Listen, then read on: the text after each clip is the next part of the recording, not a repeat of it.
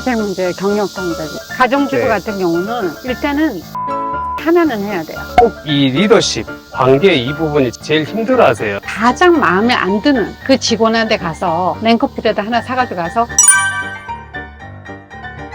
명품 거리 왔다. 설마 저 뭐 사주시려고요? 뭐라고? 야, 다이소에서 사줄게. 혹시 청담 캔디 언니 아니야?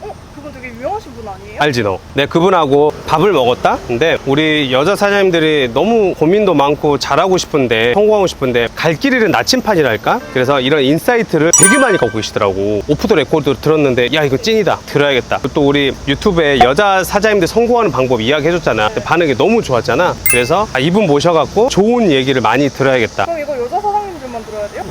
아니 이거는 부부가 자영업자 하시는 분도 있고 또 와이프가 고생하는 사장님들도 다 있을 수 있잖아. 남자 사장님이나 누구나 다 봐야지. 국한되는 게 어딨어. 다 같이 보면 좋은 영상일 것 같아.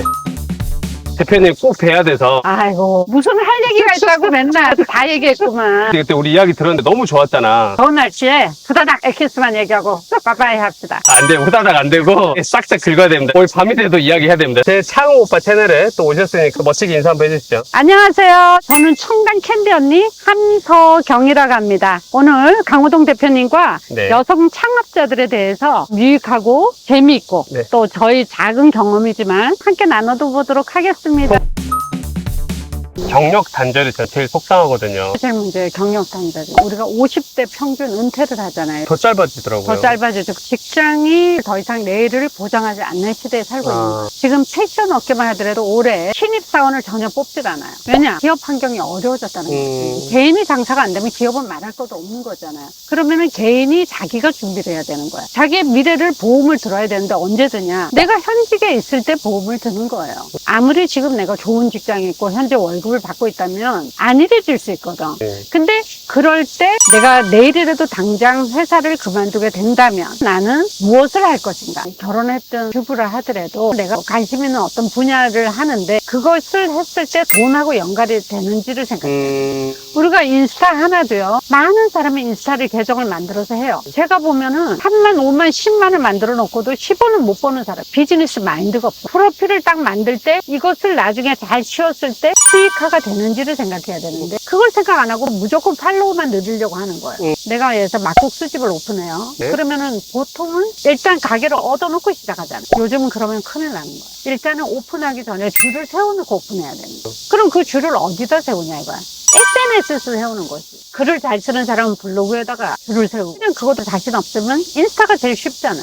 가정주부 네. 같은 경우는 일단은 SNS 하나는 해야 돼요. 자기가 스스로 책임지는 생산자가 돼야 되는 거야. 소비자가 아니라. 나이가 50이 넘어가면 소비자로 살아요. 내가 젊었을 때 이렇게 직장 생활이나 아이들을 위해서 내가 이렇게 희생을 했는데 그때부터 쓰는 거를 생각하거든. 근데 우리가 돈이 아무리 많아도 쓰기만 한다고 해서 삶이 만족스럽지는 않아요. 그건 뭐냐? 저 같은 경우는 나이가 60이 넘었잖아요. 근데도 아침이 되게 설레요. 일어나는 게. 그래서 젊은 분들이 어떻게 설렐 수 있냐고. 그러니까. 자기네도 싫은데. 근데 왜 그런지 알아요? 꿈이 있기 때문인 거야. 꿈이. 근데 제가 갖고 있는 꿈을 10%도 아직 이루지를 못한 거예요. 아직도. 제가 꿈꾸고 내가 살고 싶은 삶을 못 이뤘잖아요, 90%를. 그러니까 그거를 해야 되니까 너무 설레는 거예요. 내일은 무슨 일이 일어날까? 내일은 내가 얼마나 성장해 있을까? 나는 꿈도 없고 목표도 없어. 그러니까 설레이지 않을 거 아니에요. 어떻게 생각하세요? 그러면 오늘부터 하얀 도화지를 꺼내놓고 반을 딱 접으세요. 한쪽에 내가 살고 싶은 지금의 환경에 관계없이 나는 원래 이렇게 꿈 많은 소녀였어. 나는 이러이러한 삶을 살고 싶어를 쭉 적어보시래요. 나이를 해봐요. 나는 이런 차를 타고 싶어. 이런 집에 살고 싶어. 해외여행을 1년에 2번은 가고 싶어. 소박한 꿈. 그런 것부터 큰 꿈. 다 적어보는 거예요. 누가 뭐라는 사람 없어. 그러면 내가 이 꿈을 이루기 위해서 어떤 것이 필요한가. 그걸 오른쪽에 적는 거예요. 이제는 오른쪽으로. 내가 쓴 왼쪽에 있는 꿈을 이루기 위해서는 무엇이 필요한가. 그것을 써내려가는 거예요. 그래서 여기서 내가 당장 하기 쉬운 거.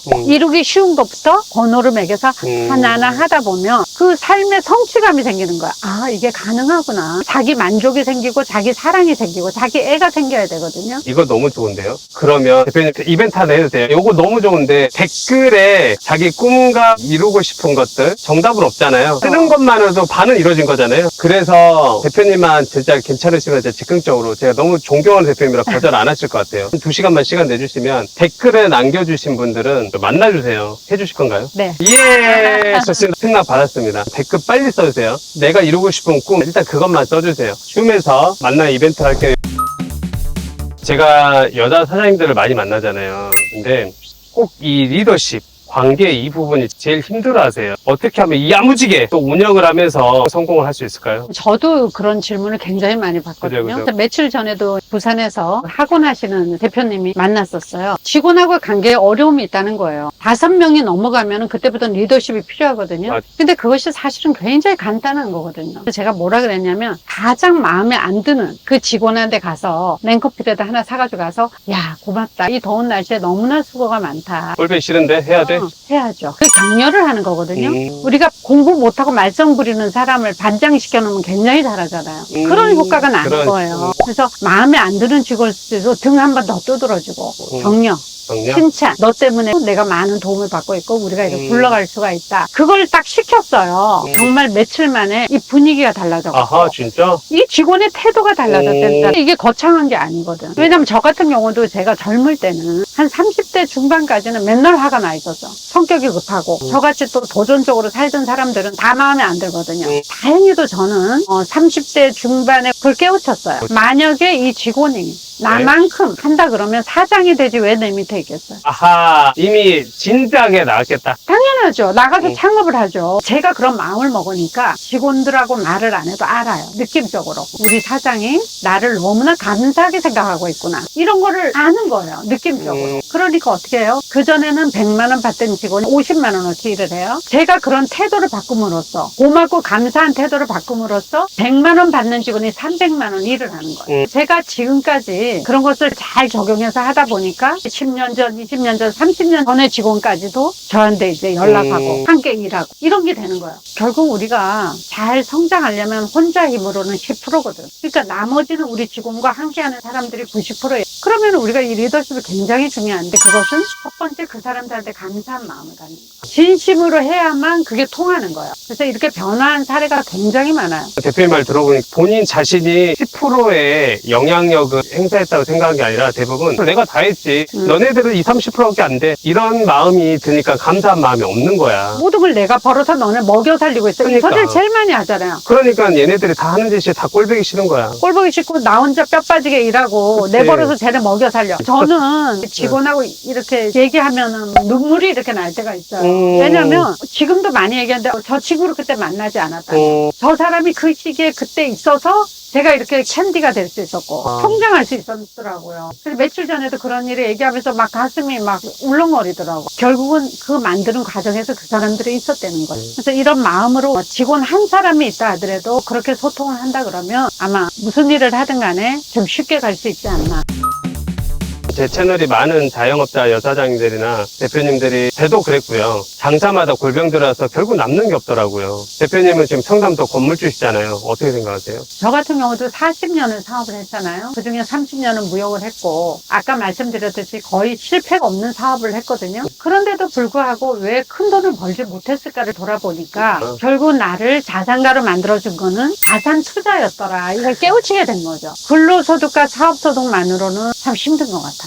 아까 말씀드린 돈 공부를 해야 된다는 거. 돈이 많아서 공부를 하는 게 아니라 내가 제로였을 때 단돈 1,000만 원이 있으면 1억을 벌 수 있거든요. 그때 돈 공부가 뭐예요? 경제 공부, 자산 공부. 이거를 하지 않으면 결국은 계속 돈을 갖고 적금 들고 이런 식으로 한단 말이에요. 어떻게 되겠어요? 돈의 가치가 계속 떨어지면서 그러니까. 나중에 집 한 채도 못 사잖아요. 그런 문제가 생기니까 우리가 자산 공부를 해서 아주 적은 돈, 1,000만 있으면 내가 3,000만 원이라도 목표를 해봐야겠다.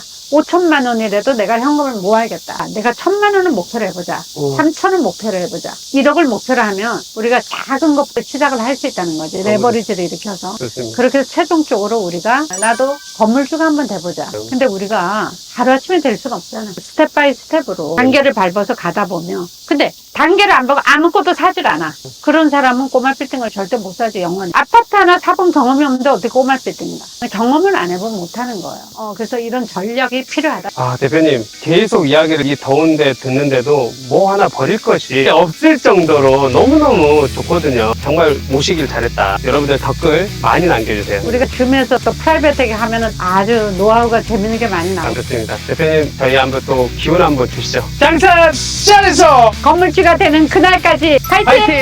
예!